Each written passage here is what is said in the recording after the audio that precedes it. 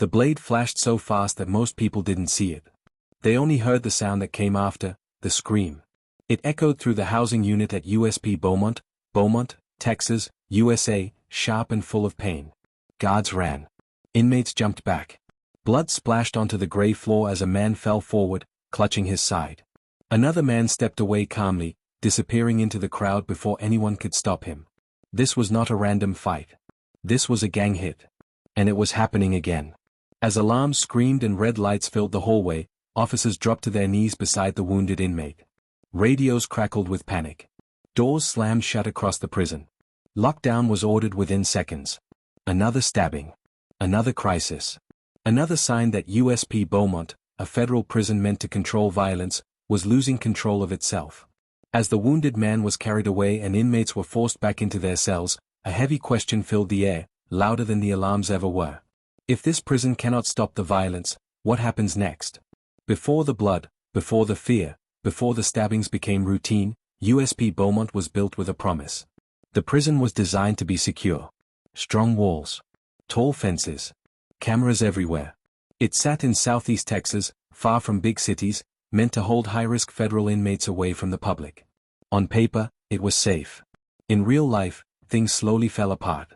At first, the changes were small. More inmates arrived than expected. Many came from other violent prisons. Many already belonged to powerful gangs that operated across the federal prison system. They brought old fights with them. They brought new enemies. And they brought rules that did not come from the prison administration. Inside USP Beaumont, gangs began to run daily life. They decided who sat where, who worked which jobs, and who was protected. If you followed their rules, you survived. If you didn't, you became a target. Most inmates tried to stay neutral. They kept quiet. They avoided eye contact. They followed every official rule. But neutrality didn't last. Officer Kevin Morales noticed the shift early. He had worked at USP Beaumont for years and remembered when officers controlled the units. Now, he felt outnumbered. Staff shortages hit hard. Fewer officers worked more shifts. Tired minds made slow decisions. Slow decisions gave gangs more time and space. Weapons started showing up more often. Small blades made from metal scraps. Toothbrushes sharpened into knives. Pieces hidden in shoes, vents, and mattresses. Each weapon found led to a lockdown. Each lockdown made inmates angrier. The pressure inside the prison built day after day. One of the men feeling that pressure was Jason Miller. Jason was not a violent man. He was serving time for a federal crime and hoped to go home someday. He worked in food service and tried to stay invisible. He believed that if he stayed out of trouble, trouble would stay away from him. He was wrong. One afternoon, while walking back from work, Jason was stopped by two inmates. They spoke softly, calmly. "You need a group," one of them said. Jason said he didn't want problems. The man nodded. "Problems don't ask what you want." That night, Jason heard whispers through the vents. Names. Times. Threats he didn't fully understand. He barely slept. Stories like Jason's became normal. Inmates were pushed into gangs for protection. Those who said no were attacked in places guards couldn't always see. The violence spread. A stabbing in the yard. A slash in the stairwell. Another attack in the showers. Each time, guards rushed in. Each time, it felt like they were already too late. Outside the prison, reports started to appear. Articles talked about violence at USP Beaumont. Families called the prison, worried about their loved ones. Questions were asked. Inside, nothing changed. Then came the warning that should have stopped everything. During breakfast movement, a fight broke out near the serving line. It happened fast. Trays fell. Guards shouted. By the time order was restored, one inmate lay bleeding badly on the floor. He survived. Barely. The prison locked down for days. Administrators promised more searches. More control. More safety. But the gangs had already learned something important. They were stronger than the system meant to stop them. When the lockdown lifted, tension filled every hallway. Inmates walked carefully. Guards watched closely. Everyone felt like the prison was holding its breath. Officer Morales felt it in his chest. Something was coming. Something worse. Then it happened. The stabbing that opened this story. The one that sent alarms screaming and turned another normal day into chaos. As the prison shut down again, Morales stood on the tier, staring at the closed cell doors. He knew the truth that no report could say clearly.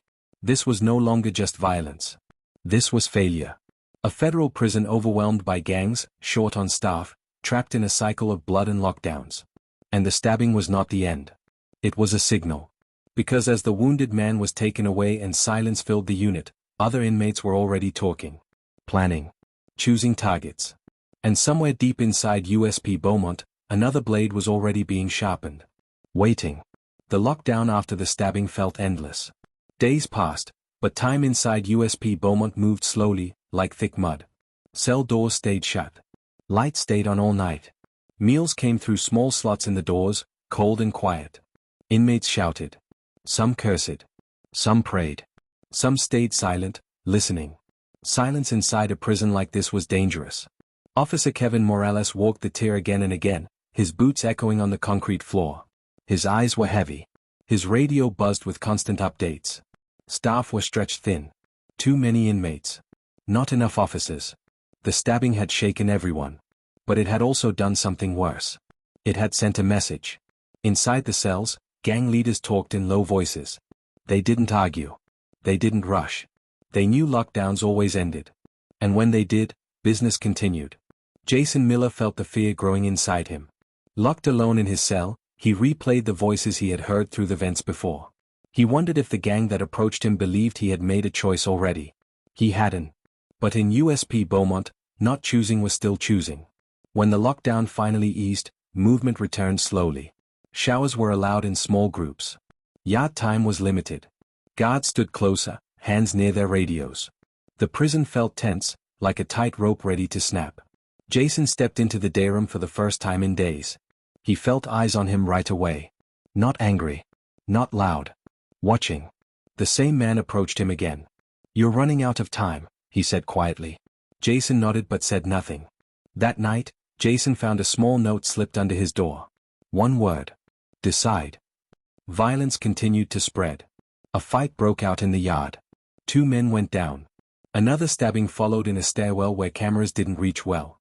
Officers rushed in, but the attackers were already gone. Each incident pushed the prison deeper into crisis. Outside the walls, pressure grew. Media reports talked about federal failure. Families demanded answers. Supervisors held meetings. Promises were made. Inside, Morales knew the truth. They were reacting, not controlling. One morning, during breakfast movement, Morales noticed something wrong. Inmates were moving differently. Groups that never walked together were suddenly close. Whispers filled the air. This wasn't normal. Morales radioed in. Before he could finish speaking, chaos exploded. Multiple inmates rushed at once. Weapons flashed. Trays hit the floor. Screams filled the room. This was no single attack. This was organized. Morales tackled one inmate. Another officer was knocked down.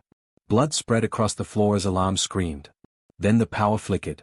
Lights dimmed. For just a second. That second was enough. Fights broke out in nearby units at the same time.